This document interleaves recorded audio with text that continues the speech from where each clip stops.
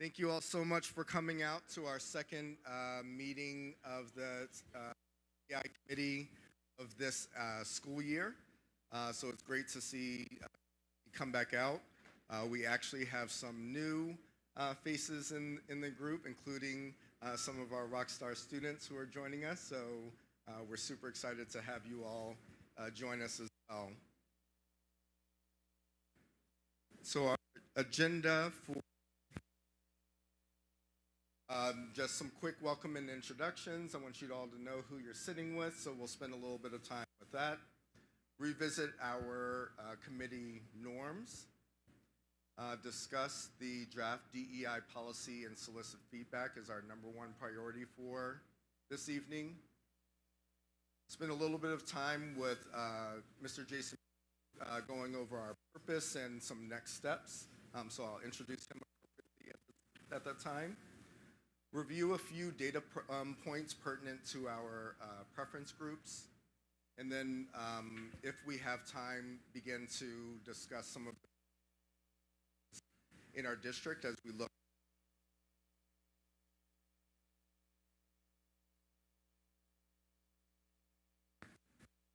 Norms that we list.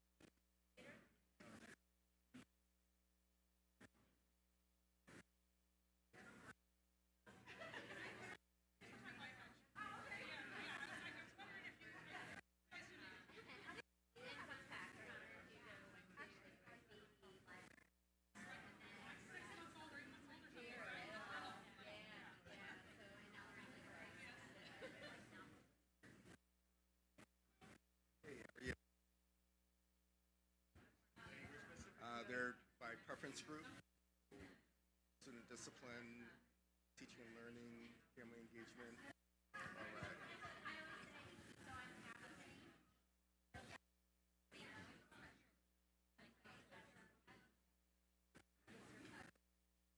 Hi, how are you? So, student supports is here, teaching and learning, family and community engagement, diverse workforce, and diverse schools. Yeah.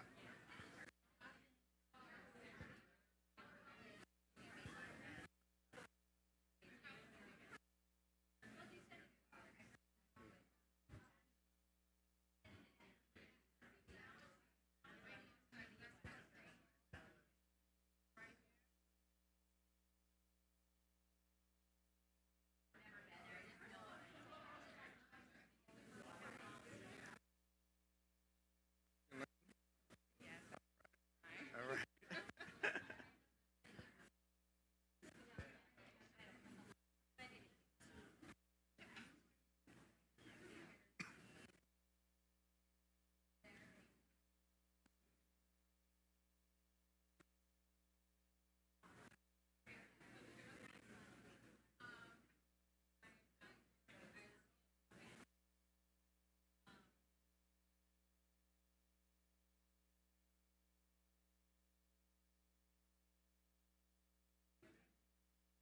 All right.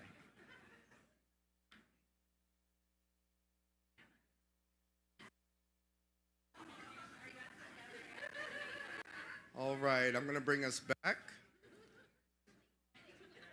So just to make sure we're on the same page with regards to how this work got started, uh, I established a goal for the year to establish a CCSD diversity, equity, and inclusion committee representative of all stakeholders. The superintendent will partner with this committee to develop and implement policy, professional development, and practices for successful work at the beginning of the year. Provide more specificity. These are the for the year. One is to establish committee. This is our second meeting of the year. Result number two, we'll integral for that, making sure that we're grounded. Result three, draft the diversity, equity, and inclusion policy that would go to the policy board, which then board for voting. I'm going to talk about my request as we go through that process to really understand what that looks like, importance of voice, president. There's critically important voices that we've never seen at a board meeting, and that's not right. Board meetings, unless there's an issue or concern that I feel hopefully being a part of this committee is that driver for making sure that your voice is heard, or that your voice is represented as the board deliberates this DEI policy. Result number four, developing that list of CCSD diversity, equity, strengths, and growth areas, which will inform professional development and practices that support success for all. So I want to be really transparent. I had my mid-year evaluation with the board, and something that I expressed to the board at that time, I want to express to you as well, that I'm trying to navigate this. We have this super awesome diversity, equity, and inclusion group for you. You're ready to dive right into let's pull up our sleeves and get to work on action. My job is to make sure I'm shepherding this process along, aligned with board regulations and expectations. So I say that because there is a process. In order to move this work forward, first it has to go through board without approval. You'll see in the policy that I sent out to you that part of the policy would say we direct the superintendent to engage the DEI committee to develop a plan of action. So I don't want us to get too far ahead on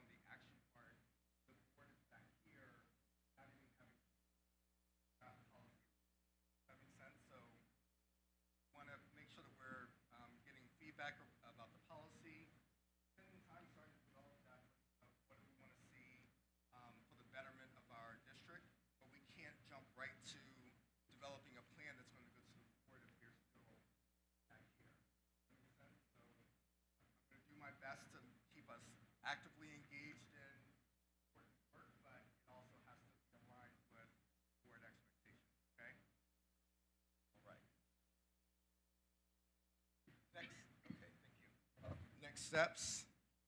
The top priority for tonight is discussing that draft policy. I sent it out via email to everyone on the distribution list. There's also hard copies at each of your tables. Decision-making process. What I'm going to get all that feedback. We're going to be on a Google Doc, literally capturing feedback from this evening. It won't be scripted. It will be, if you speak on a certain topic, really getting the essence of that feedback, and we're going to capture it up on the screen. So if you see something up on the screen that doesn't represent what you were actually trying to capture, you'll be able to see it and say, Mr. Dade, that's not what I was trying to say, and we'll capture that feedback. There is not going to be a vote of the committee, or because I told you how painstaking this process is in development of process, because we're going to be talking about words and phrases and philosophy and things of that nature. There's no chance that we're going to get to full agreement on what the draft policy should look like. What my responsibility is to gather as much feedback and input as possible, and I put the policy forward to the board. That's again why I want to say 8 different times tonight, you may speak really, really passionately about something that needs to be included or excluded in the policy, and you may not see it in the draft that I put forward to the board. But guess what? You can show up at a board meeting when this very policy is being discussed and say, I was at the policy committee meeting. Mr. Dade already knows my position on this. I want to make sure the board knows my feeling on the matter, because they're the ultimate deciders of this. So I want to make sure that we're clear that there's not going to be like I send the draft out, click yes or no if you like the policy, but I really have that responsibility of making sure I include as much feedback as possible in the draft policy, also knowing that I'm looking for board approval. Does that make sense? So that's why that second bullet is really important, okay? The draft policy then goes to that policy committee of the board. By regulation, if there's full agreement from the policy committee, then it goes to the board with a note saying the policy committee agrees with the policy as presented. If there's disagreement and it is not approved by the policy committee, I will then take it to the board, the full board, on behalf of the DEI committee with a note that the policy committee was in disagreement about this policy. Does that make sense? So it's really in the weeds, but I don't want any surprises, as this process kind of unfolds. So I get the feedback. I'll draft the policy based on all of the feedback that we gathered tonight. As you know, when the last meeting ended, I sent out an email to the full committee, even those that weren't in attendance, to make sure that they also have an opportunity to provide feedback. And then there's also a feedback form in your folders where you can actually write what was missing in your opinion from the policy or what needs to be changed. I'll be gathering all of those forms as well tonight. The draft policy is also going to be reviewed by our district's attorney, just to make sure that there's no phrases or things that are against what we're permitted to have in a policy. And the 2 dates that we're looking at are March 18th. So mark that on your calendar. I do expect to see some of your faces there. Would be the first reading from the Board of Education. And then the full vote on the policy. Notice how I say possibly vote. If they send it back to me that, hey, we want more revision, then that date might not happen. But March 18th is the anticipated date for the first reading. I'll send a message out to the committee so that you all know whether it's a go or not. And then same thing for April 8th. If I know that it's going to be a second reading and a topic of conversation at that meeting, I will make sure that this committee is informed. Okay? Any questions about the process? Yes.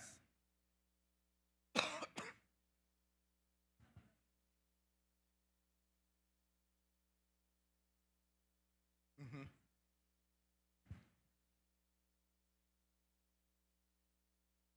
Mm-hmm.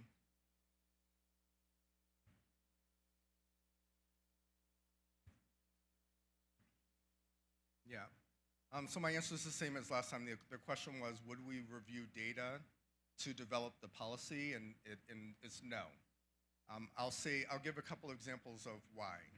We have a no discrimination and anti-harassment policy. We didn't review data of incidents in the district. We just have a policy that says that you will not harass each other, bully each other, things of that nature.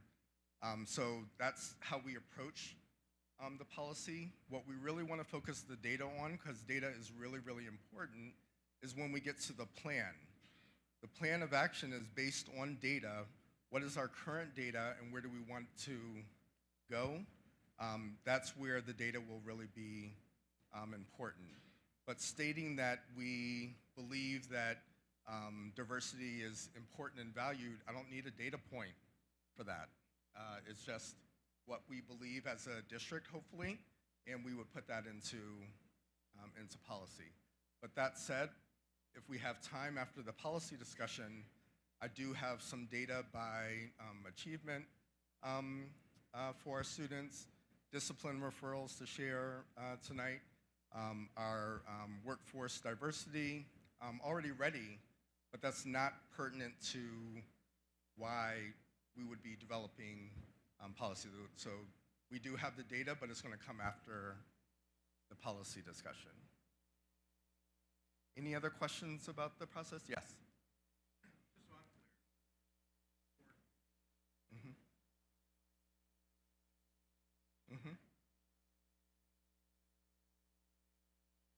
clear. Yeah. Oh, I'm sorry. Hello, everyone. Just a question about the board and the board interaction. I know that there are a few members of the board here today, and they're contributing, I'm assuming, to this process.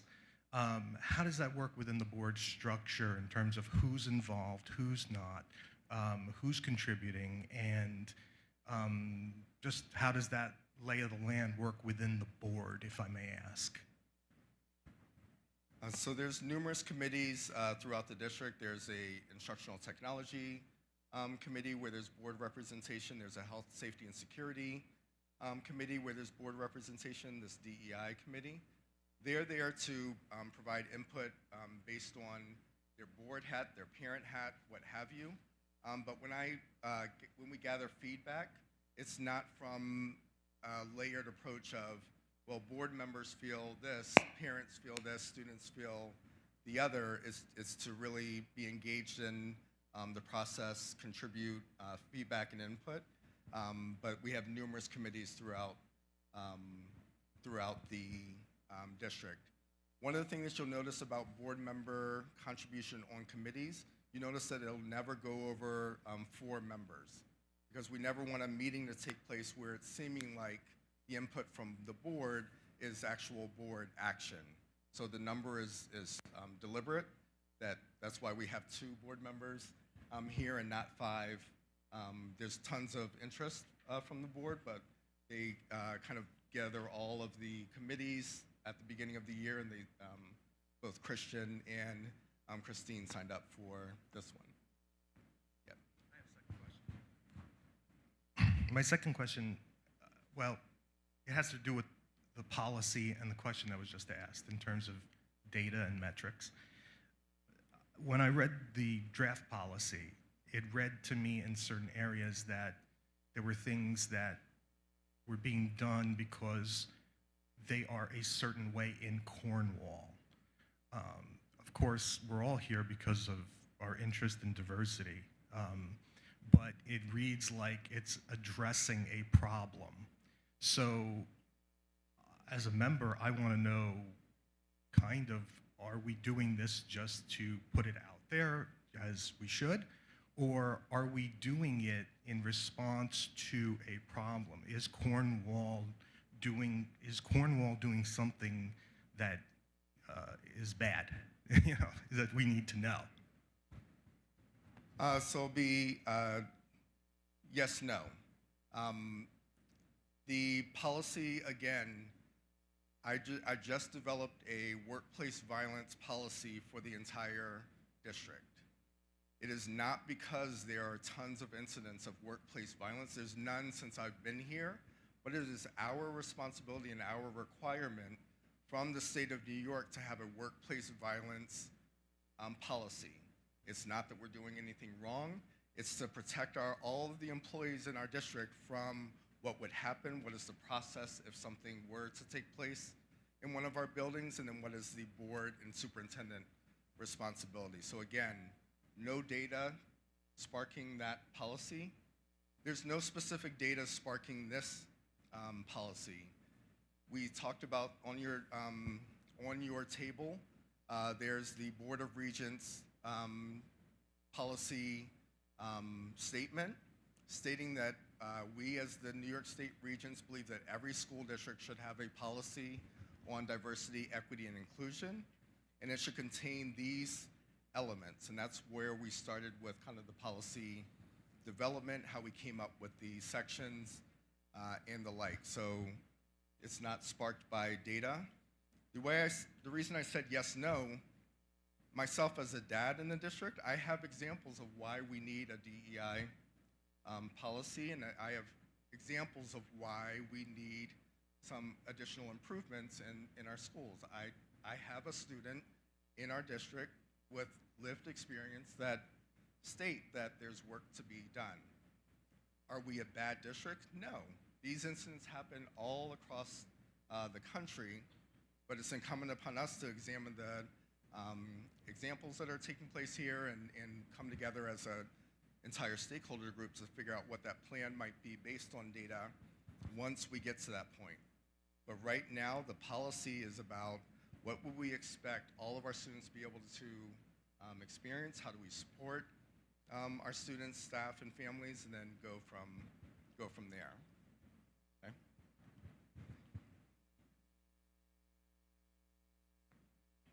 All right, so I kind of hammered this point because I wanted to make sure, that key result number 3, it was me getting feedback from this committee to then develop the policy that goes to the board. So what that is going to look like, I'm going to facilitate the discussion, making sure that we hear as much feedback from our group tonight about the actual policy. You also have feedback forms that are in those folders. I would ask that you don't fill that form out until after the discussion, because the feedback form is really centered around, was my feedback considered in the policy, and listing what you would like to add, have removed, reconsider, things of that nature. And then I talked about the other way in which you can engage in this process is really being at the board meetings where this is the topic of conversation. So again, if you believe data should have driven the policy development, come to the board meeting and state that. That's every parent's right, every community member's right. So that's another opportunity to make sure that your opinion, your feedback is heard by the decision makers, the Board of Education. Okay? All right. So has everyone had enough opportunity to review the policy and ready to start our conversation? So I'll go ahead and open it up, but I want to make sure I get our Google Doc up. And I'm going to start with voices that I have not heard yet this evening. So again, one of our norms is making sure that we're providing everyone with an opportunity to speak. Who would like to begin? It could be something that you really like about the policy, something that you would like for the group to consider with regards to revision, anything that's on your mind with regards to the actual DEI draft policy.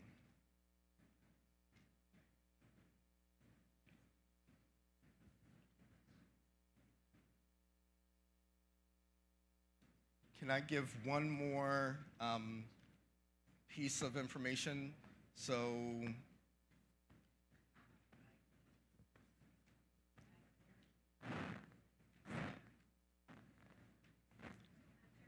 I wanted to just share one more piece of information. We didn't just start from scratch with regards to the development of policy. Policy development is not fun.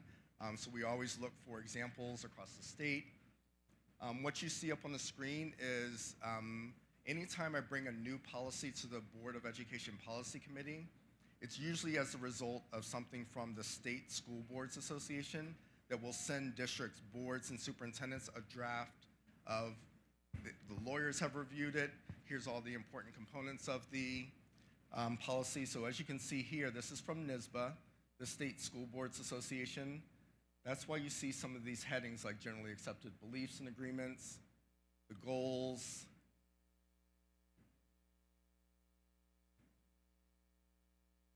accountability, transparency, and review, communication, and enforcement. So I didn't just make those up. These are, from NYSBA, what they believed were important components of the policy.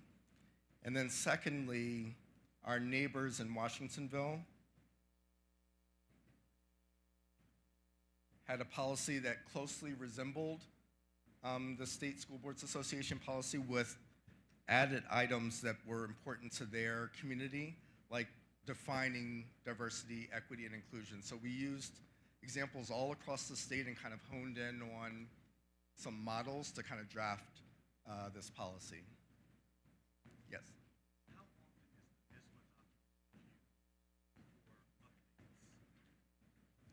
The question was, how often is the NYSBA policy reviewed? They're not unless it's sparked by a revision to state requirements and things of that nature. So usually we'll get an update from NYSBA saying there's a change in legislation. So on policy 5130, consider adding this paragraph to your policy would kind of be the alert to districts.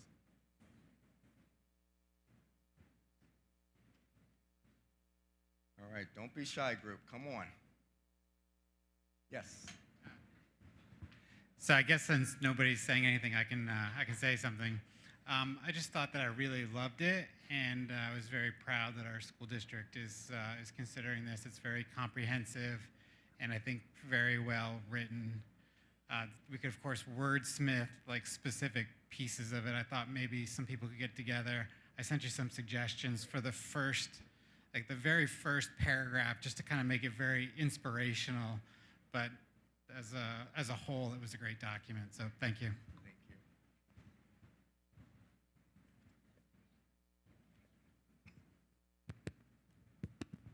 All right, I think this is live.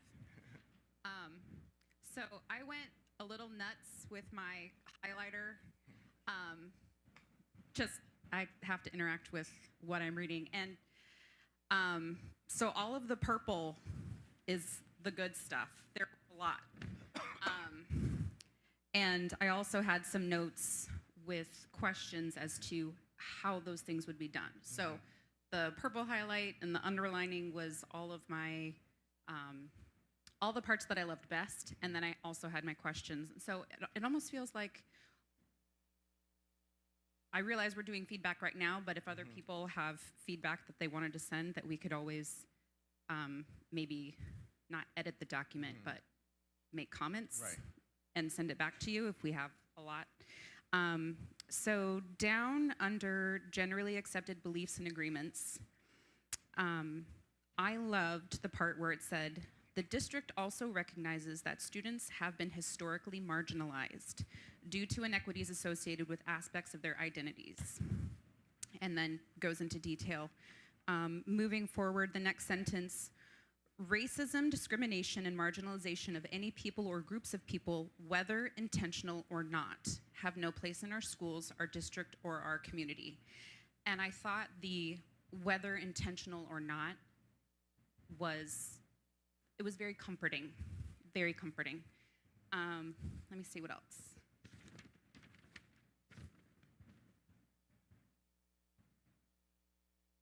On the next page under inclusion,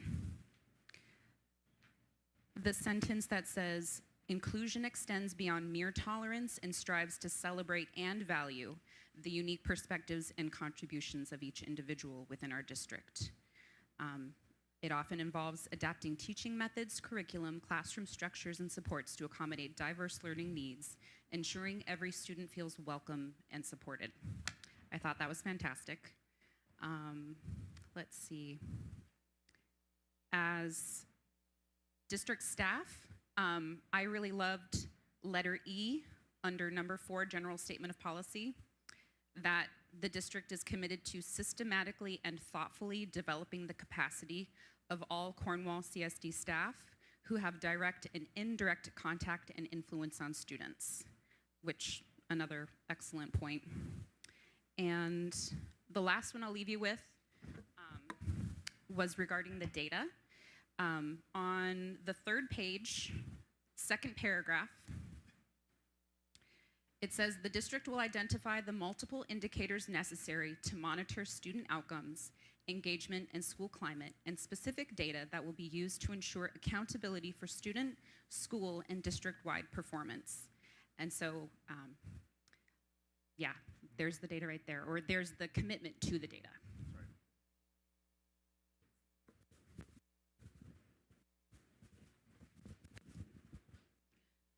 Hi, good evening, everyone. And so, thank you for pointing out some of the positives in this draft. But again, I think it was the gentleman who mentioned earlier the action, and I know you said don't jump too far ahead, and I definitely appreciate that.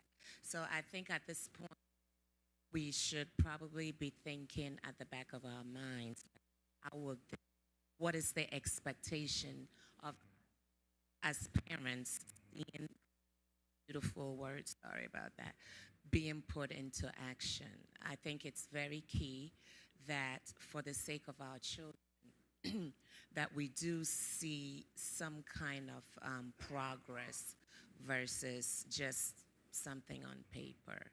So just wanted to add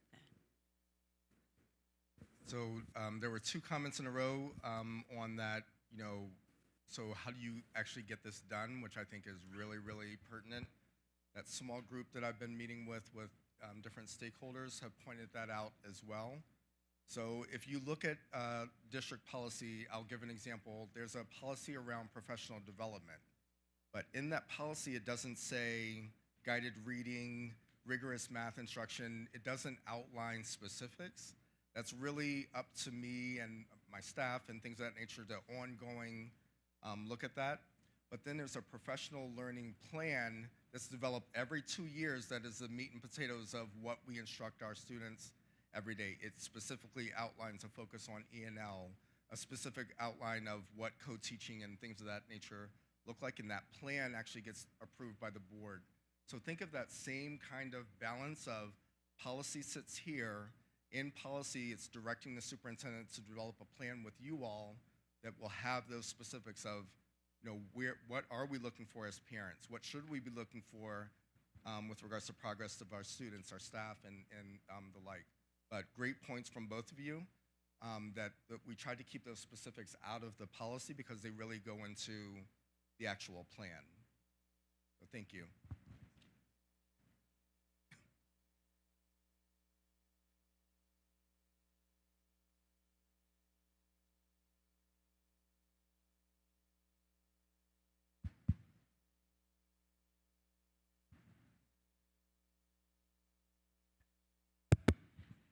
So I want to address something on the 2nd page and the 3rd page about outcomes and disproportionality. So under 4A, you have increased access, opportunity, and achievement of all students with a targeted focus on identifying and addressing disproportionalities as early as possible. And then the following page in the 2nd paragraph, you have reduced variability in outcomes. And then this sentence I didn't quite understand, ensure that academic outcomes will be predictable by actual or perceived personal characteristics. So this worries me because it suggests that the goal is to have uniform outcomes, when I think what we want is to provide as much opportunity and access to quality education to everyone, but the assumption that everyone will be performing at the same level seems very patently false. And I don't think if there's disproportionality that the necessary conclusion is that bigotry or racism is behind it or whatever it is. But I think it's one thing to look for disproportionalities and then offer support where that's needed. But what I would fear is that you would, in attempt to reduce variability, lower standards. So how exactly, I guess, what's the value? What do you mean by lowering variability? So this is going to be a really important piece that, part of the plan process is going to be making sure we're all educated on terms like disproportionality and how that leads to questions. So when it becomes an issue is if you look at the demographics of Cornwall Central School District, and I will say there's a 12%, there's a 7% black population. If we look at our discipline referral data and 45% of discipline referrals are black students, there's a question there. It doesn't say it's because of X, Y, or Z. I would expect the student wellness and discipline group to take that data and dig deeper. What questions should we be asking? What focus groups should we be pulling together from parent perspective, our student perspective, and things of that nature? But disproportionality means there's a significant variance in what is being shown by your percentage of students to what is actually happening. So I want to show just a few examples because this keeps coming up, and I think it's a great question. So some of our data that I just pulled just by way of conversation.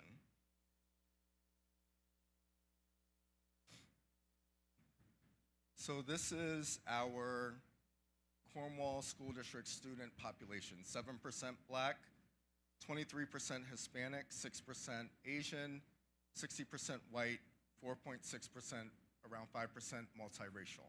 That's like the basis of if there's equal outcomes, you would expect it to look similar as you're thinking of graduation rates. You wouldn't expect to see only X% of Hispanic students, 10% of Hispanic students graduating, and their 23% of the population would be a question that we would ask. Not jumping to conclusions, that's why we're here, to ask those questions and really figure out why, and then what action steps would be put in place to improve. Here's New York State student ethnic data. So New York State is the data that you see there. Our workforce, 98% white and 2% everything else. So that's a question. I don't jump to any conclusions. The work of our various stakeholders in the diverse workforce group would take a deeper dive into why is this the reality? Is one of our goals to improve that to better match our students? For me, again, no one else gets to speak my truth. It's important that my daughter sees someone who looks like them in a profession that I think is valuable and an asset to our country. So it's something that I speak as my truth, and I get to as a dad. It's important to me that this would change for Cornwall as the father of a multiracial student. Yes? Oh, is ethnicity self-reported? Yeah. Yes.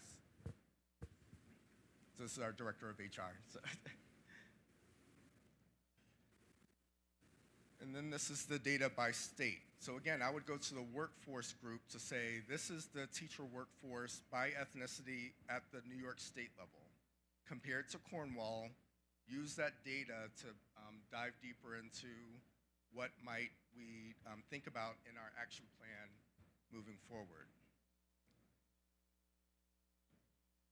In teaching and learning, for reading grade 3 through 8, the achievement gap between white and black students is 17%. White and Hispanic is 16%.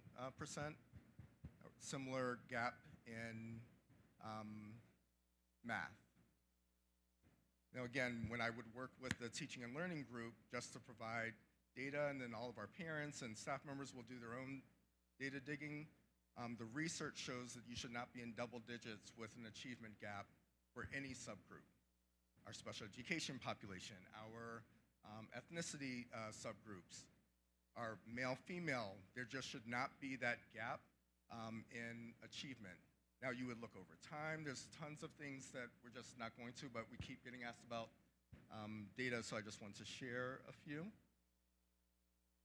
Our student support. So our special education population, we have approximately 400 students. So when we look at something like disproportionality, this is disproportionality.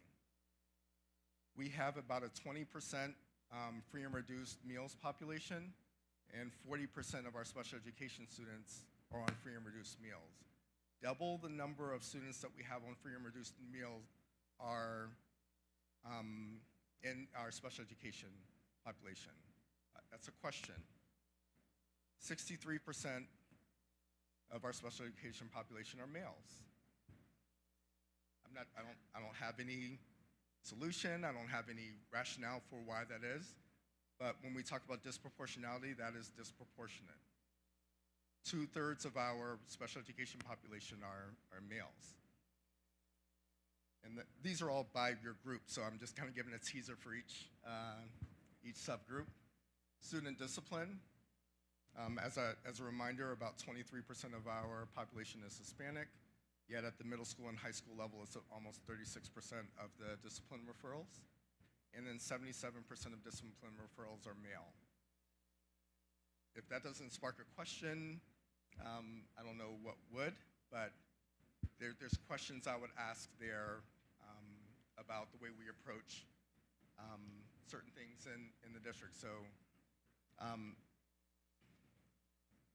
and then family and community engagement, there wasn't like an easy data pull for me, but the great thing is the board is just at the last meeting given authority to kind of move forward with an engagement survey. And then the engagement survey, we would send it out to all of our parents, our students at certain grade levels to get their perspective on the district. So a lot of the data that I think this group would be looking for may result from that engagement survey, which is going to happen soon in the spring. So that's some of the data points. Other data points that I would pull are percentage of students by subgroup in our accelerated program at the middle school. Higher rigor courses at the high school. Those are just things that, again, I don't make up. If you look at any school district who has like an equity plan, and they have it in like their strategic plan, those are things that folks look at as here's where we are, set a goal as a community, and then kind of go from there. So if we could have him speak first. I know as far as data is considered, when you look at things in a bubble, it doesn't paint a broad picture. Have we ever considered looking at percentages from year to year, from like 5 years ago, 10 years ago, 15 years ago, 20 years ago, to see where those numbers line up? Because it's easy to paint any picture you want with just one data point. Mm-hmm. And the other thing was, may I? Mm-hmm. Can I answer the first question first, because I don't want to lose it in the policy. So as you all know, I didn't even want to. My philosophy is data doesn't drive the policy. The reason I brought up the data is it keeps coming up, so I read a room and Thank you. let's share some data. What I don't want that to be is, I have 2 hours with you today. If you want to talk about the data geek that I am, I know the data points that I would expect each of these groups to pull over time, how you disaggregate a black population who's also free and reduced meals. There's lots of different ways that I know how to dive into that data, so it wouldn't be in a bubble. I would really trust this group to ask the right questions, ask me for the data that's going to support your next steps, and we would just rock and roll from there. So this is just an example that I knew I would have to provide if it was questioned. Okay. And I just divided just one per group. What was your other? In number 4, part A, it says increase access, opportunity, and achievement of all students. Do we feel like we're currently limiting access, opportunity, or achievement, that we need to increase it, or is Right. this just something to put on paper? So that's a really good point that I think is going to be what we need to really make sure that we capture in the feedback. So If it's not driven by data, the whole question like do we have something that we need to improve if it says something like increase access opportunity for our students? Just right there is a revision that I could see us easily making, is ensuring that there's equal access and opportunity for all students in our district, period. That's an easy revision, but really, really important point that I think you and Mr. Paliota raised, so thank you. Yes. I just want to follow up with the variability in outcomes. It seems like the policy has to take a position on that. It wants to reduce variability in outcomes. And there's two ways you can do that. You can either support those who are falling behind so that they meet a standard, or you can lower the standard so that there's less variability between people who are underachieving, people who are overachieving. And I would like to see the document state explicitly which approach it's going to take, because obviously I would prefer that that the people that this doesn't limit anyone, including the students who have high potential or are performing well. Yeah, so you're getting into the plan, which everyone in the room wants to get to. So if our goal is to decrease variability, one, I'll just say for the record, I'm a parent in this district. I don't want lower standards. That would never survive any mention in the Cornwall Central School District. We will not ever lower the standards of our students in this district. The goal is to make sure every student has what they need to achieve any outcome that we deem is right by our students. So not lowering standards, but making sure every student has what they need to achieve at the high level that we would expect of our I think it's just worth saying that in the document so there's no confusion on that score. Okay. If I could go to her person and you, Christian. Thank you so much. This was just a thought. Just because looking at general statement of policy, B and C, I know it's policy, it's general. I'm coming from a special ed perspective as a speech pathologist at the high school. And I just see the disparity, the disproportionality between my students, just kind of looking at it. So looking specifically at letter C, revise and reconfigure district policies and practices that contribute to the persistence of inequalities. I don't know if we need to specifically list, like in special education, if that's part of the plan. I'm just speaking out, I'm thinking out loud.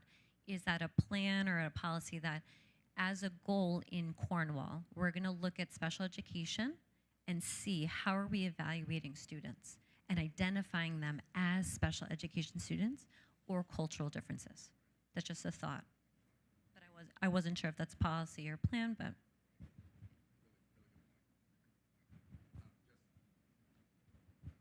So I can't remember, I think you mentioned the part where it states specifically in the policy that there's going to be data and metrics, so I would anticipate that would go into the plan. So what special education as a specific metric, the identification of our students, I could see as without a doubt, it will be in the plan, because there's definite gaps, there's definite disproportionality there.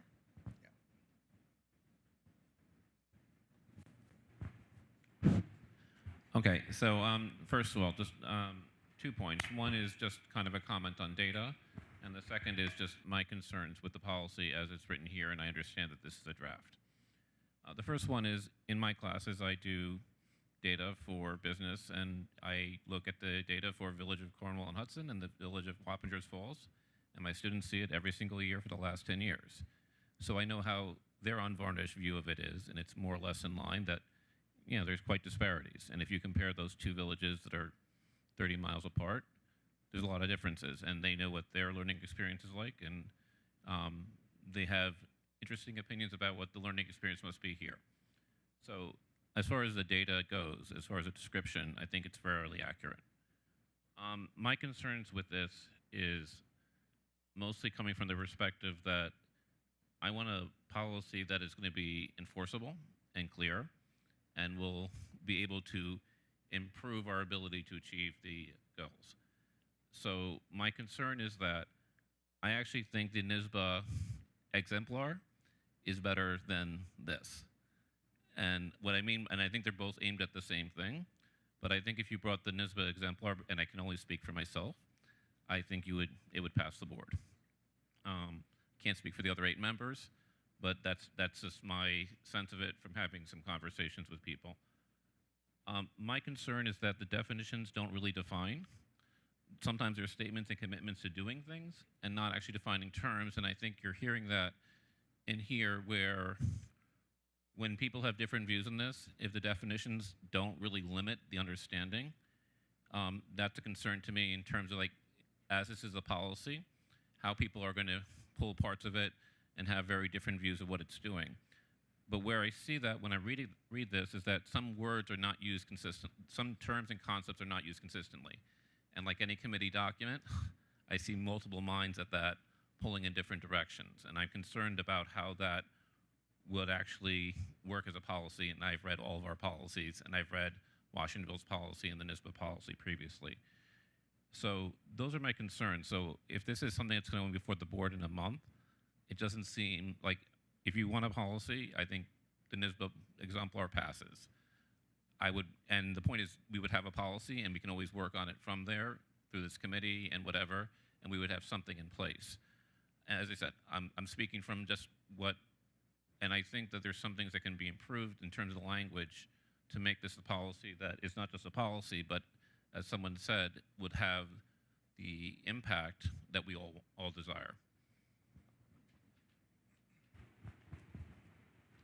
All right, so just a few points. So one, our little small subgroup really tried to keep with terms and definitions that are already agreed upon by New York State. So where you saw diversity, I pulled it directly from the Regent's definition of diversity, equity, right from the Regents, and inclusion. So I really tried to keep it not what my definition was, but what's actually in our culturally responsive framework at the state level and things of that nature. And then secondly, like if you have any specific feedback, like Mr. Brunelli, just make sure that you provide that, but really concrete. So just saying I like Highland Falls better than the one that we drafted won't help us move the process forward. It's really the specificity around this section of the NISBA policy is what I really believe should be included. This is where I think something should be discluded. So my job is to kind of take all of that feedback and move it before the board, but something that I committed to in our first meeting was not just taking a policy off the shelf and saying this is Cornwall. So that group took all the feedback that you provided that first meeting, and we really tried to incorporate it into a policy that is actually represents Cornwall. So keep your feedback when you send it to me as specific as possible, and I'm sure we'll get to where we need to go. Any of our students have anything to say? You don't have to. I just want to make sure that I give you that space. All right. Okay. Hi, y'all. I am Melissa. I'm an 11th grader at Cornwall Central High School. All of us are actually students from the AP Language and Composition class that Cornwall offers.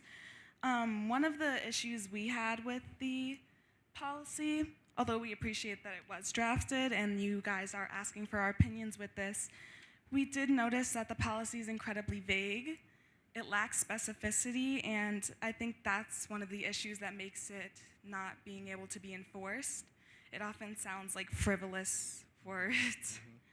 But specifically, I noticed how you guys like to mention ensuring of equal access to opportunities. But one thing we noticed as 11th graders and prospective college students is the SAT courses that Cornwall offers, specifically ones that cost hundreds of dollars and are often out of reach for certain people of socioeconomic status.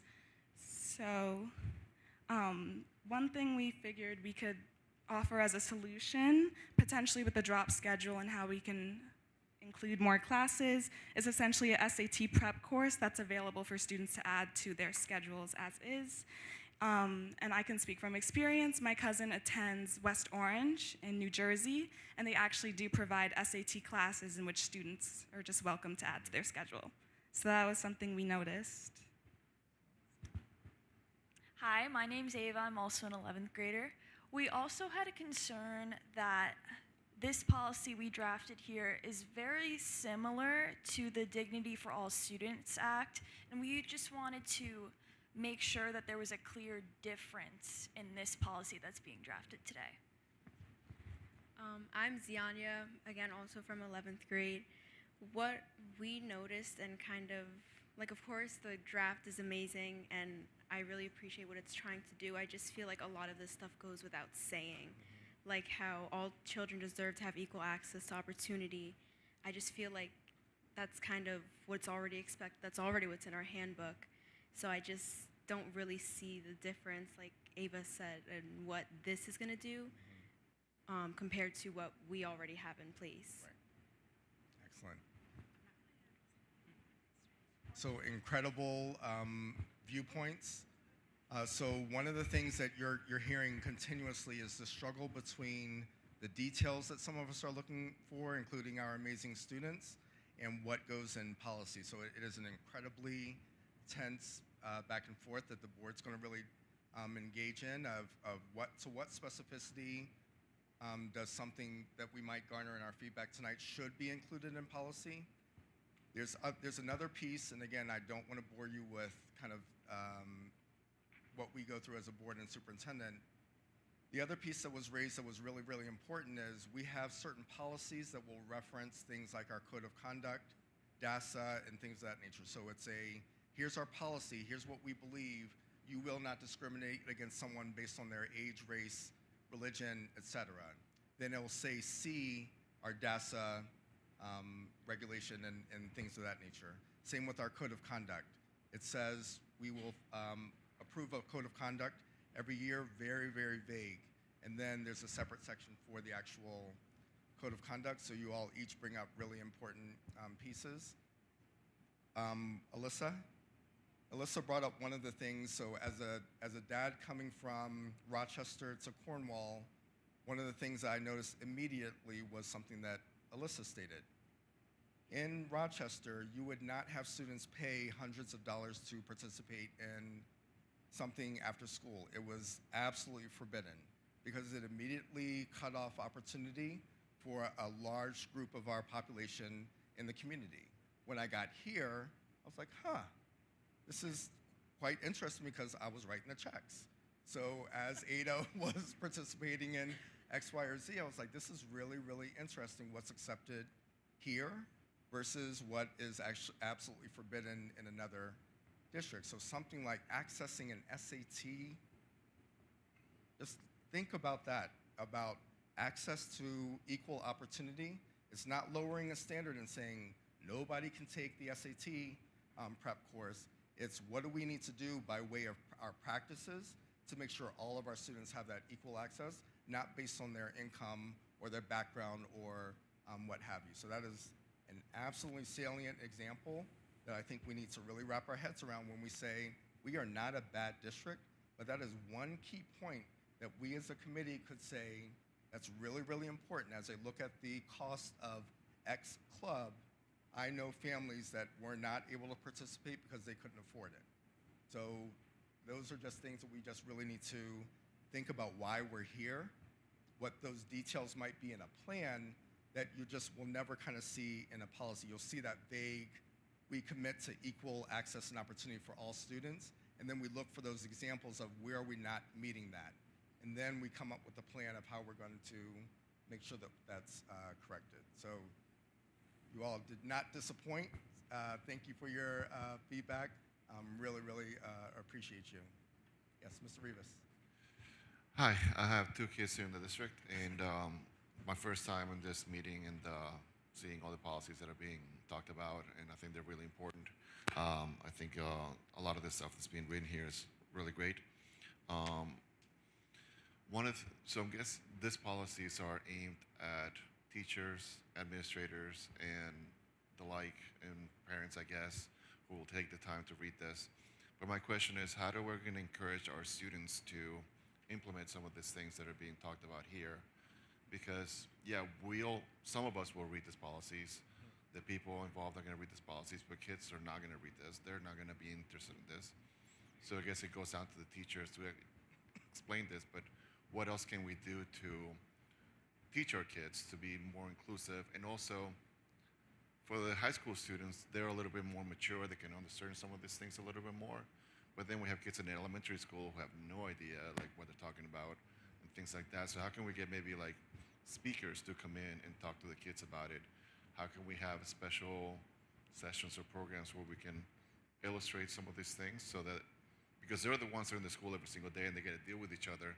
So how can we help them navigate these waters that are not just in terms of like sexual orientation or how they prefer to call themselves. Sometimes it's like a matter of interest or whether or not you have the right score on Fortnite or whatever. Some of those cliques are being created just because of random things. How can we help them understand some of these policies? Yep, great question. So, and a lot of that's going to be developed in the plan of what's kind of age appropriate, grade appropriate, things of that nature for anything that we would want to move forward for the education component. So that would be at the staff level, the teacher level, our counselors, social workers, all across the board, really kind of implementing whatever plan we would develop to really make sure that it gets down to our students.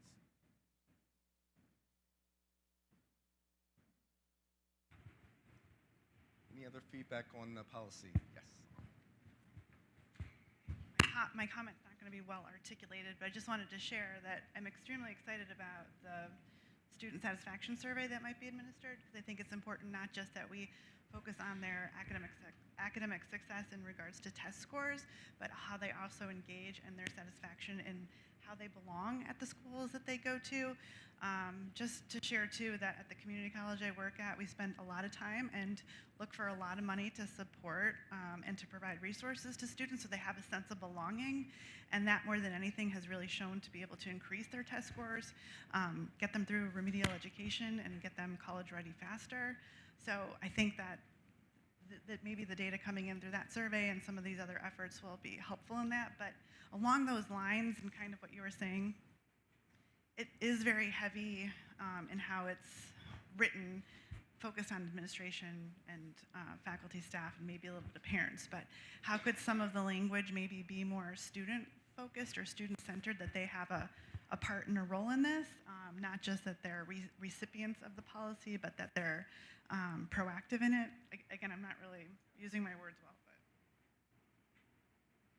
You hit the nail on the head. Again, just to geek a little bit, there's something called street data as you engage in this important work. So I can throw all the test data, I can throw all of the big picture data, but if we're not actually speaking to our kids, all of that is for naught. So I'll give an example. We continuously struggle with our attendance rate in those students who are chronically absent. I can throw numbers at you, but it won't get, we could as old people just sit around and be like, oh, it's just, if they would just get out of bed and things of that nature, and none of us spend any time with those students who might give you examples of why they're really not wanting to come to school. That may be a little bit more than them being lazy or something that we would jump to, that they would give you some real information that's called street data about, at my level, this is why I'm not coming, I don't want to come to school. That data is incredibly important, as you stated, that we wouldn't leave that behind, but how do we fold that into the plan process of, here's the issue, here's where we want to go, what do our students say about it, what do our staff say about it, our parents say about it, and then make a plan to get there. So could not agree more. Hi. I had a question about number 4G. Intentionally seek to attract, recruit, hire, cultivate, and retain personnel who better mirror the diversity of the student body we serve. I saw where 80% of teachers in New York State are Caucasian. That would leave a pretty small pool of diversity, because the city consumes the majority of that. And almost 70% of New York State teachers are female. So if I understand G correctly, that's a group that we want to kind of thin out?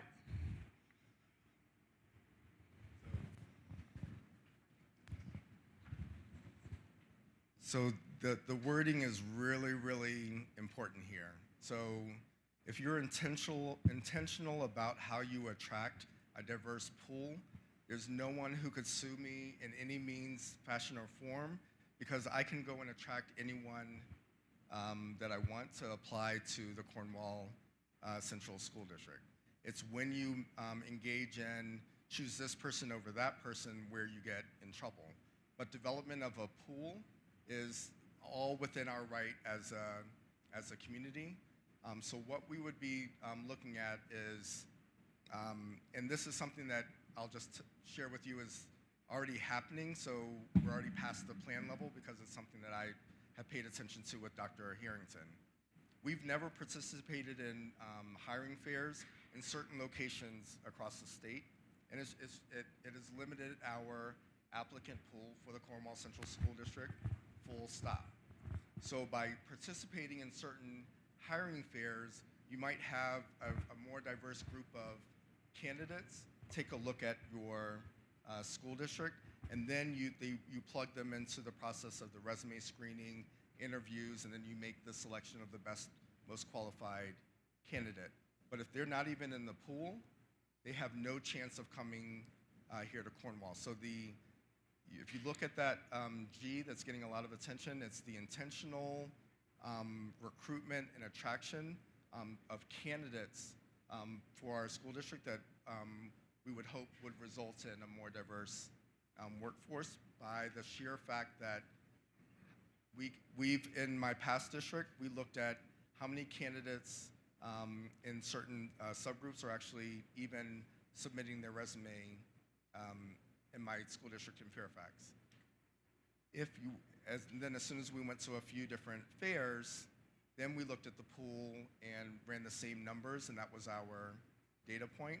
And then 2 years later, we looked at the same slide that I put up to see in 2018 what did it look like, and then in 2020 what did it look like. So that's what it's intended to be, is the intentionality around our pool of candidates, not thinning something out and things of that nature. It's if folks don't even know about how great we are as a school district, then they're not even going to apply for a position. Yes.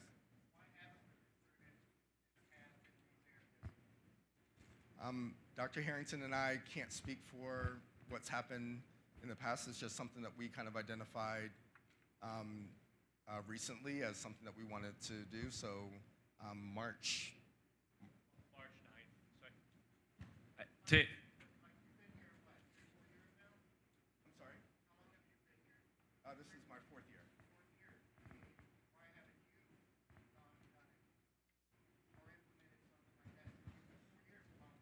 Yeah, absolutely. And unfortunately, I'm one person, so there's a pandemic that I handled when I first came in, and some other things along the way. So, I tried to be intentional about when I put certain things forward as a district.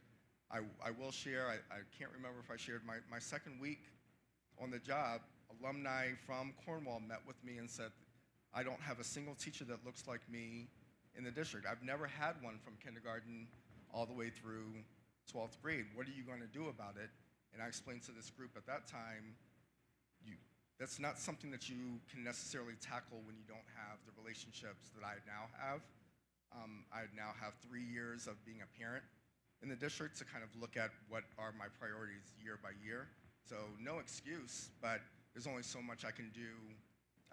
What I'm proud of is, well, before I got here, we weren't participating in things like this, and we are now. So March 9th, we already signed up to participate in a diversity fair to attract candidates for all of our vacancies that will contribute to the pool that we already have as we go through our normal recruitment process. Christine, you were first. Thank you. So I think there's been some really great points brought up, and we could wordsmith to make it more accurate or more in line with, achievement and not lowering it or making it, better. I really want this to pass at the board level. I'm committed to it, wordsmithing it and everything else aside. I think fundamentally, philosophically, it's what we believe in. I think the students even said, like, this goes without saying. We would like to think so, but we need a policy. And for consideration to tighten up the policy part and maybe have a charter document or something so that it can get through the board and be a very fair policy, but not get hung up on some of the other language. That won't be a policy, but it'll be more of a commitment from this committee and then the district as a whole. Yeah, well stated, and I think our group kind of batted that around. We kept going to different examples and like, that's just way too much. There's no way in hell that's going to pass the board because we're going to get tripped up on a lot of language. So we actually went from a lot of examples that were in the 8-page range to get it down to 4. But since that time, since sending it out, I think that's probably the most frequent comment, Christine, is, less is more. I don't want words on a paper to stop the progress. I will tell you words on a paper, even if it doesn't pass. We're going to do this work like I'm doing with Dr. Harrington. There's work that needs to be done. But how do we really tighten up on that, the policy piece that would more resemble what we see in other policies? And I keep zeroing in on my small group. I keep zeroing in. The board directs the superintendent to work with this fabulous group to develop a comprehensive plan that would be based on metrics, and that's the work. We won't even reference the policy at that point. We'll be knee-deep in the important work of all of these different preference groups and setting up a plan to move us forward. Thank you. Yes? As we look at the policies and you're going to implement the plan and how to make this all happen, a few years ago, I think before you were in the district, there was a safety meeting, and we talked about, kids being able to express where they're being bullied or whatever, things like that. And at the time, I had mentioned maybe there are several platforms or portals maybe that the school can implement where it can make it easier for kids to find access to information. Quick question for the students. How many of you go to the website on a regular basis at all, or to find information that you need? To check the grades and stuff like that. I'm wondering if there's like a newer, modern version of an app or a portal where students can feel comfortable, where they can find information about each other if they have group projects, feel comfortable, easy ways to reach other counselors, or as a way that they can express some of their feelings about how they're being discriminated against or things like that, make it easier for them to get those to the right people. And also that'll be easier for you to collect that data and be able to analyze that and process it in the future. So maybe looking into that when you look to implement a plan for something like this.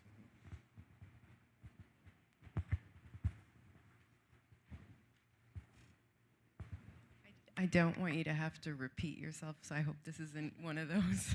But just to piggyback on what some of these young people so eloquently stated, is it worth adding somewhere that this should not just apply to, because, let's say in this paragraph here on inclusion, it's specifically stated, oh boy, now I lost it, but it talks about curriculum, classroom structures. Is it worth it to mention that after school, PTO, outside school, extracurricular activities should also be adhering to the policy? I'll just say a lot of disparity, not just in the state or the district, but across the country happens in those after-school programs.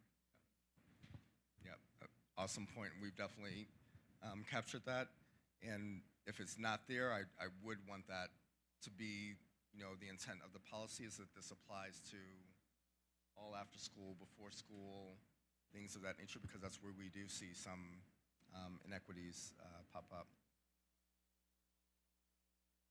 What else?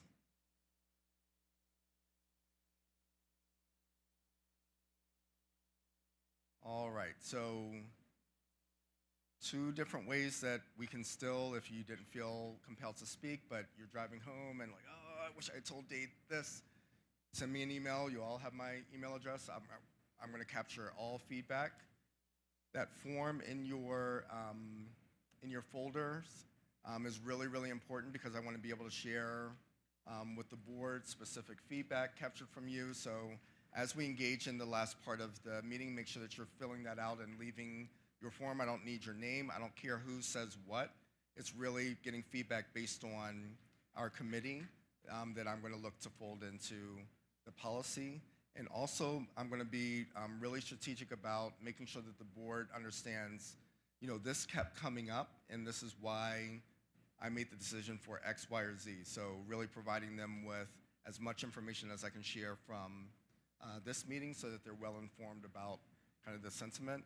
And back to the role of the board members, we have 2 board members who have been to both meetings, so they can share firsthand the sentiments from the group, process, and things of that nature right at the board table. So all of that's really, really important as we move forward.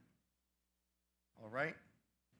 All right, so my growth area, one of my many growth areas, my wife will tell you, but a growth area I'll share tonight is, if I was sitting at your table, I would have been the one raising like, when are we going to get to the plan? So I like to jump right into action. I don't waste time. If there's something presented to me of, hey, we have this interest in getting this done, I'm going to set up a plan and make sure we get there. But taking that step back to key result number 2 and making sure that we understand that this is a bigger process than, we're going to be mired in policy development for a little bit as the board deliberates and we wordsmith and things of that nature. But starting to set us up for that important plan work is kind of our next step. So I've been having numerous meetings with Jason Burnham, who's one of our community members. He happens to do this kind of work, not DEI specific, but galvanizing community, coming up with action plans, implementing those plans with large groups. So he's been kind of my thought partner in some of this, to make sure that I'm not just kind of ramrodding forward in some of this work. So I asked him to spend just like 10 to 15 minutes on how this has played out in other areas and where we're looking to go. And then we're going to spend the last part of the meeting, the last 30 minutes, in your table groups to really start to have that conversation as parents, sitting with students, sitting with staff, about what are those growth areas, like Alyssa shared as a specific example of where we might see that group focusing in on, pulling data, metrics, and developing the plan moving forward. Okay? All right, so Jason. Thank you, Mr. Dade. It's a little too loud. Very loud. I don't know if I need this. Well, thank you, everybody. Actually, can everybody hear me all right if I talk like this? All right. I have a very loud voice, and I know everybody doesn't want to hear my voice that much louder. But just a really quick background so you guys all understand who I am, who is this guy, what's he here doing, what's his role. My day job, I do cultural development, innovation, and organizational transformation for large global organizations. But how I got into this particular work, so probably about, maybe 10 or 12 years ago, I spent about 5 years volunteering at the United Nations as a social innovation strategist. During the time when maybe some of you are familiar, if you heard of the United Nations Sustainable Development Goals. Okay, great. So I was a part of those early workshops that led to the development of these goals, right? Now, when COVID hit in 2020, you very quickly, I realized that, it's going to become harder and harder to start to solve for a lot of these goals, just given all of the changes that were happening in the world, right? And the reality is, the reason I'm very passionate about the DEI work is that DEI, you can't really see it here, but just by implementing DEI within organizations and institutions alone, starts to solve for 7 of the UN development goals, right? So it's really critical work, okay? However, thanks. We have a lot of challenges that we're up against right now. And don't get me wrong, a lot of these challenges have been evolving for years, decades, but we've seen an acceleration since 2020, right, with the pandemic, and also with how social media is being weaponized, right, to drive misinformation and disinformation around a lot of things. How many of you have heard the term VUCA before? If you haven't, you will. So as you can see here, VUCA stands for volatility, uncertainty, complexity, and ambiguity. That's essentially the world we're living in right now. And what's really driving a lot of these systemic problems is we're dealing with disproportionate shifts in power balance and structure, right? We're seeing power shifted to just a few. We're seeing multi-generational needs, values, and aspirations that need to be satisfied, right? We're seeing massive disruptive change that's rapidly increasing. So whether it's a global pandemic, whether it's an economic collapse, whether it's war, right? We're seeing just a lot of tumultuous change happening in the world that we need to be very conscious of. And all of this is really being exacerbated by misinformation. We're all living in fragmented realities right now in terms of how we believe the world is and how we believe the world should operate and behave. We have to be very mindful of that as we start to dig into this work, that DEI specifically, right, is being weaponized. Now, and when I say weaponized, I mean to some extent on both the left and the right, both politically and also how media is using it as a means to drive people, just to get people angry and fearful of things that are happening in the world. And if we really want to see this be successful, we need to be completely transparent with our intentions, our policies, our practices, making sure that we're socializing it with the community at large, understanding what their concerns are, right, where their resistances may be, and making sure that we're meeting people where they're at, right, and so that we can properly communicate and educate what our intentions are and what our plans are ultimately going to be. I'm not going to get too much into the rest of these, but essentially, we have to account for the fact that there are all of these big problems that are trickling right down into our local communities, and need to be prepared for resistances to any types of policies and practices, and making sure that when we talk about inclusion, we're also including those that are opposed to us too, right? So we have to listen to those voices, and we have to understand, like, why are they resistant? Because a lot of it is because of misinformation or miseducation, right? And it's going to be our job as a committee to make sure that we are doing that education. And as I mentioned, these problems are systemic, right? Systemic problems mean that these problems are interconnected, and that in order to devise solutions to them, right, they are interdependent. So there has to be a different approach to how we manage VUCA, right? And that is why there's a difference between, as Mr. Dade mentioned, policy and the plan. Because as we start to think about our policies, we also want to make sure that they're flexible enough, right, so that we can be much more agile and adaptive to the world that's emerging before us. There's going to be new needs, new priorities, new expectations, right? And we want to make sure that, look, we see how challenging it is just to get everybody aligned to a policy. The policy itself really should align to like a set of vision and a set of goals. The practices and the behaviors, right, and all of the things that we're going to do on a day-to-day basis, that's essentially where the committee comes into play in combination with the Board of Education to really think about how do we start to build a governance model around how we innovate new practices, right, and new behaviors and new activities that support our DEI vision and goals. So don't, and I say this because I know there was a lot of things that people wanted to build into the policies, but the only thing I would recommend is be conscious about what really needs to be in a policy versus what really should be part of an ongoing governance model, right? And because you want to make sure that as we're testing out new practices, we may find that the ideas that we bring forward here, once we implement them, maybe some of them won't work, right? And we want to be able to change them. We want to be able to switch out practices in and out. Policies are very hard to change once you start to institute a policy. So we want to make sure that the policy has a bit of that flexibility to allow us to be able to adapt accordingly. Now, some of you I know, some of you may be familiar with some of the work I did here. I am actually sitting on the Economic Development Advisory Committee for the town. Some of you may be familiar with the New York Forward grant that we won last year, $4.5 million. So the methodology that we're kind of proposing here today is the same methodology we actually used that won that grant, right? So as part of the Economic Development Committee, which is now a broader initiative that we're kind of calling the Cornwall Forward, if you will, But essentially, it's instituting participatory governance.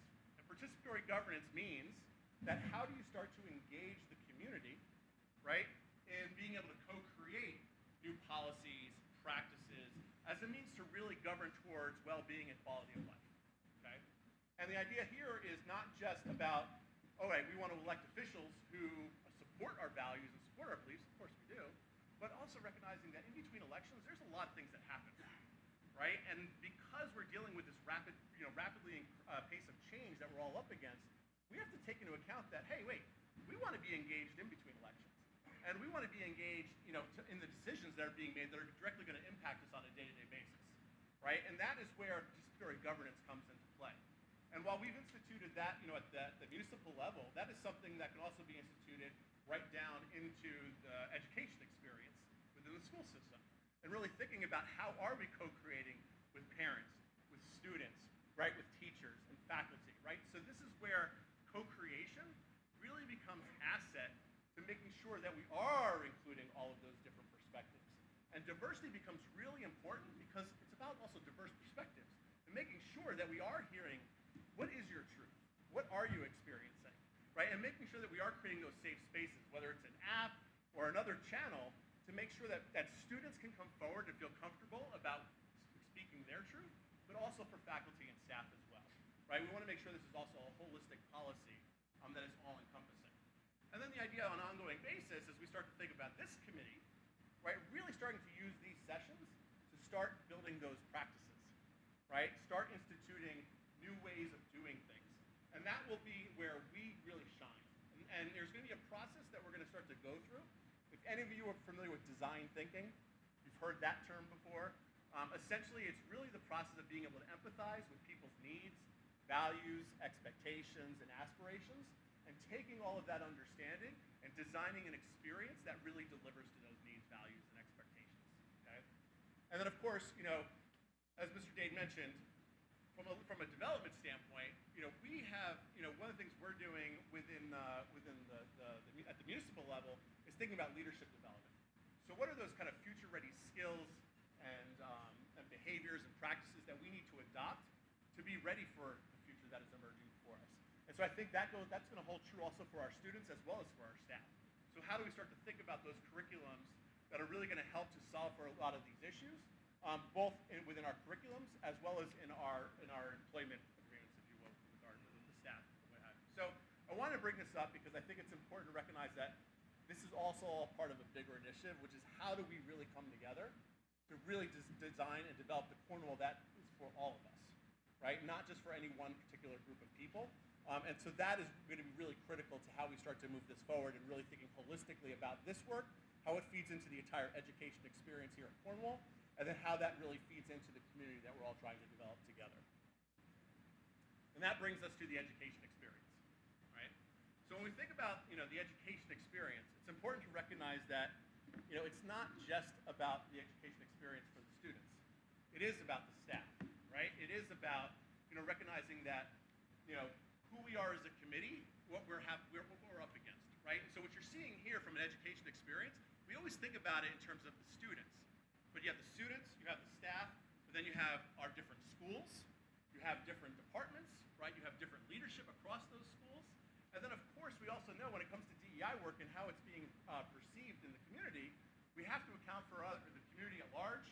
We have to account for legalities in terms of government policy. And that's another issue that we're going to have to bring up around the DEI policy, too, to make sure we're not trying to institute something that could potentially be deemed illegal. And then, of course, how media is talking about DEI, right? From a media standpoint, we have to be conscious about how it is being weaponized and how they are framing the narrative around DEI, because we have to be very conscious of how that's going to impact our efforts on a day-to-day basis. So we're up against, two different types of cultural challenges, right? There's the organizational culture, which is the culture within our schools, right? How do we start to shift the culture within our schools to become much more inclusive, right? And build more equitable opportunities for both students and staff. But we have to be conscious of the popular culture, right? We have to be conscious of how people really think about this type of work and what it means to them and how they're interpreting that information, and making sure that we are being completely transparent and open. So there's no question about what our intention is and what we're going to be putting into place.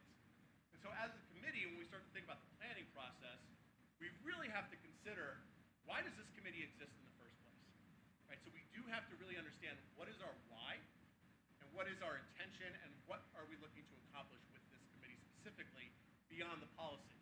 One thing is to institute the policy, the real work's going to come in as you start to develop a lot of these practices. And as we're developing practices, we need to get crystal clear about who are the actors that are going to be delivering against those practices, right? Whether it's faculty, whether it's teachers, right? Whether it's administration, whether it's parents. And then who are the stakeholders that are going to be the receivers, who are going to be the ones impacted, right, by the practices and policies we put into place. And when I talked about the empathy, right, being able to empathize with people's needs and values, that's where we get to what kind of experience do students and staff want, right, and families want, right, and what does the community want.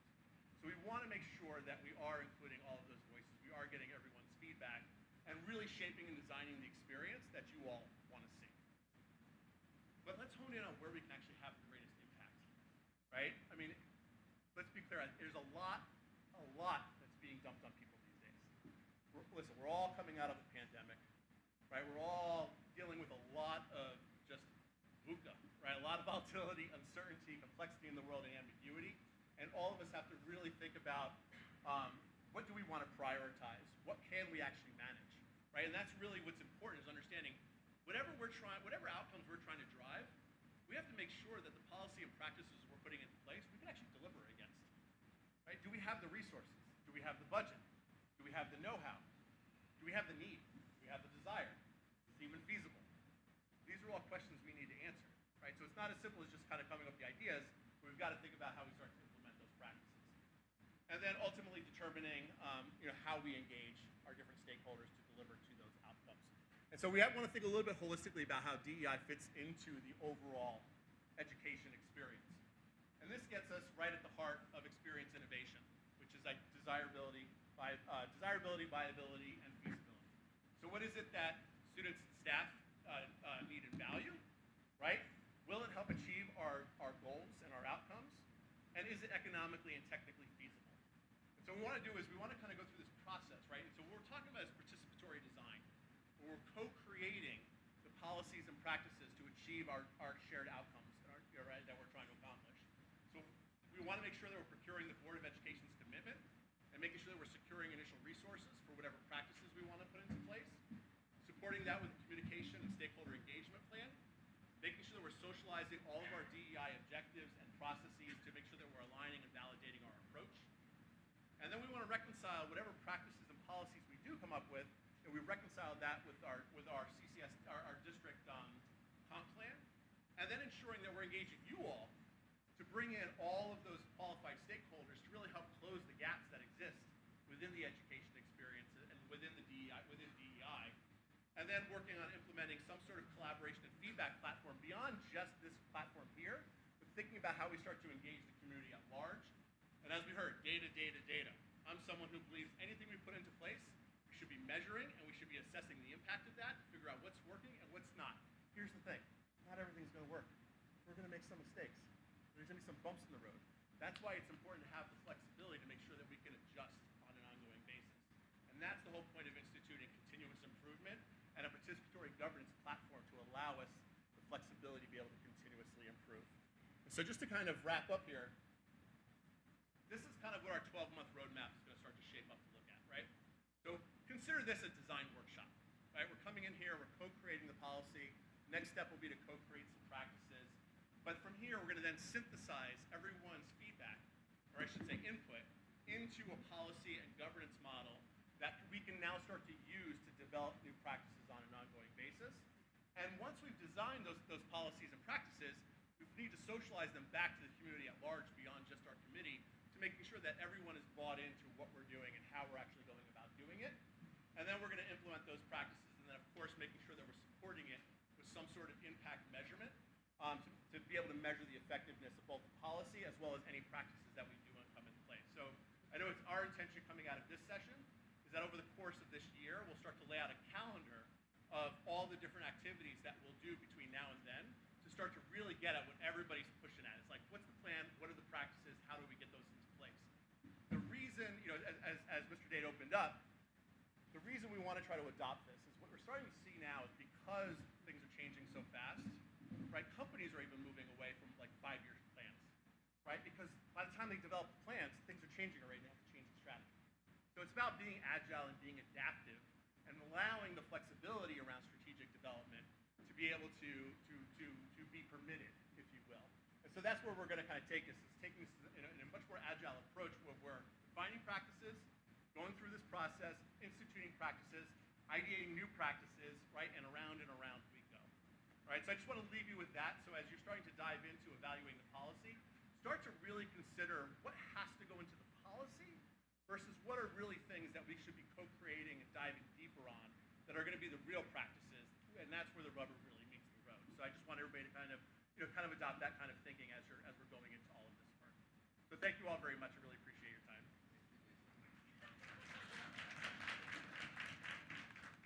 Yeah.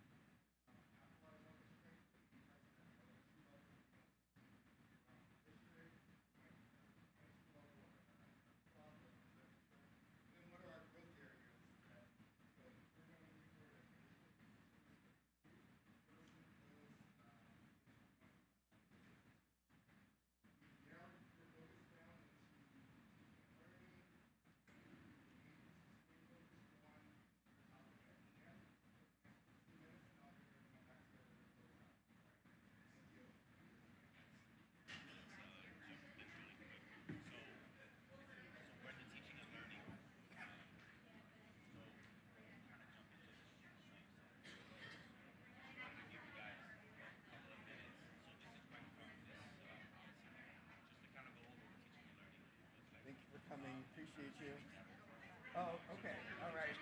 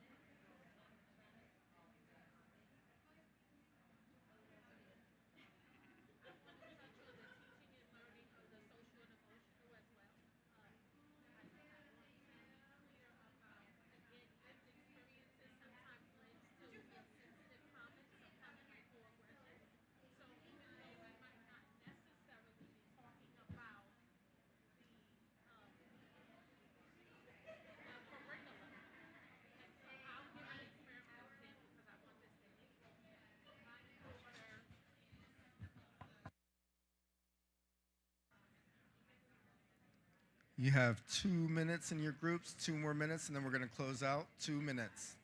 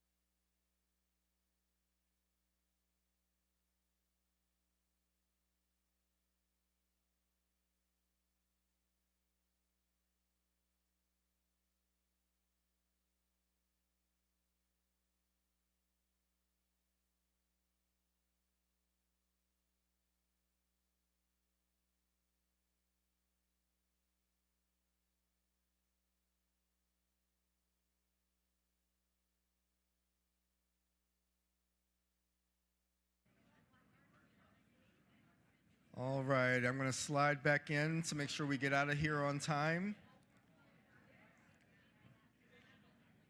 So thank you for engaging again tonight. Just some next steps for us to remember as we close out.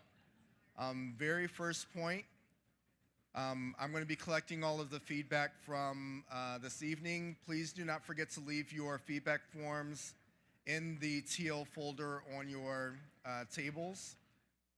Our group is really going to go through every single piece of feedback, including what Dr. Harrington captured during our group conversation. I'm going to do my absolute best to take all of that feedback into consideration, revise it, and it goes to the policy committee, which is going to meet the very first week of March. I would love to see your beautiful faces on March 18th at the board meeting. One, if something was not reflected in the policy that you feel really, really strongly about, please come up. You will not, I have armor as thick as you wouldn't believe, so you will not hurt my feelings at all. Make your voice heard. That's what our Board of Education is here for, to hear your authentic opinions about what we should be doing moving forward. But also, if you feel strongly that we should be having a DEI policy, that it's important for our community and you as a parent, a student, or a staff member, come on out and make sure that your voice is heard. On March 18th, I will send an email out to the committee if anything is awry with the timeline. Otherwise, I'll send you a reminder that, hey, we're on for the first reading on that Monday, March 18th. Moving forward, I'm really relying on Jason's expertise. That is not my expertise. I'm really good at a lot of things, but facilitating this large group of passionate folks is not my strength. So walking through that process of how do we really take data, feedback, your own lived experience, who do we need to engage beyond ourselves? Because just like I try to do my best for the district, we always hear you forgot about X, Y, or Z. You're gonna feel that same experience as our students try to speak for the student experience, staff try to speak for the staff experience, and us as parents. We're always gonna find someone in the district that wants to engage to make sure that we're representing all segments of our community, which is gonna be really important to that process that Jason was speaking to. So thank you from the bottom of my heart for remaining engaged. Thank you so much to our students for joining us this evening. We really appreciate you. So with that, I bid you good night, and we'll see you soon.